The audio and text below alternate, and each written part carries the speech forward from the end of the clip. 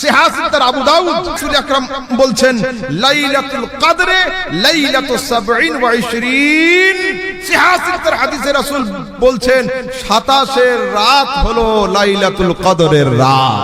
আজকে আমরা জানবো লাইলাতুল কদর কবে। নবী করিম সাল্লাল্লাহু আলাইহি ওয়াসাল্লাম বলেন, সহিহ বুখারী 2020 নম্বর হাদিস, তোমরা লাইলাতুল কদর অনুসন্ধান করো রমজান মাসের শেষ দশকে।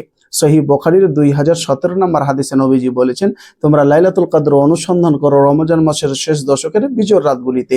তাহলে আমরা বুঝতে পারলাম যে লাইলাতুল কদর নিহিত রয়েছে রমজান মাসের শেষ দশকের বিজোড় রাতগুলির মধ্যে। আর এই হুজুর সাহেব কি বলছে?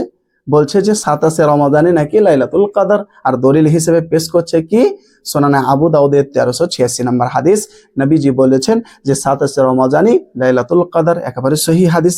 কিন্তু হুজুর সাহেব সুনানে আবু দাউদের 1379 নম্বর হাদিস পড়েননি, সেখানে নবীজি বলছেন 23 রমাদানি হচ্ছে লাইলাতুল কদর। তাহলে হুজুর সাহেব আপনার জবাব কই? জবাব কি দেবেন? হুজুর সাহেব আপনাকে জবাব দিতে হবে না, শুনে নিন। আবু সাঈদ খুদরি রাদিয়াল্লাহু তাআলা আনহু তিনি বলেন, সহিহ বুখারীর 2018 নম্বর হাদিস, নবীজি 21 রমজানে লাইলাতুল কদর পেয়েছেন।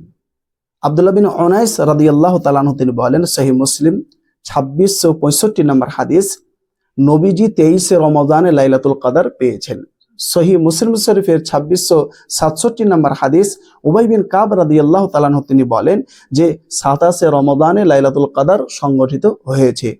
এই হাদিসগুলোকে ইবনু হাজার আসকালানি ফাতুহুল বারির 4th খণ্ডের 260 নম্বর পৃষ্ঠায় উল্লেখ করে বলছেন, আন্নাহা ফিল বিত্রি মিনাল আশিল আওয়াখির মিন রমাদান, লাইলাতুল কদর রয়েছে রমজান মাসের শেষ দশকের বিজোড় রাতগুলির মধ্যে।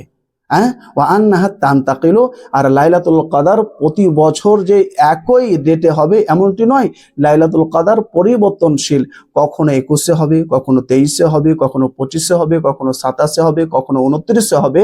কোনো রাতকে নির্দিষ্ট করে নেওয়া, এই যে যেমনটি ভাবে বেদাতীরা 27 রমজানকেই লাইলাতুল কদর মনে করে নির্দিষ্ট করে নেয়, এই ধারণা হচ্ছে ভ্রান্ত ধারণা। অতএব সামদানি সাহেবকে, এই হুজুর সাহেবকে আমি বলতে চাই, তওবা করে মানুষকে সঠিক তথ্য দিতে শিখুন।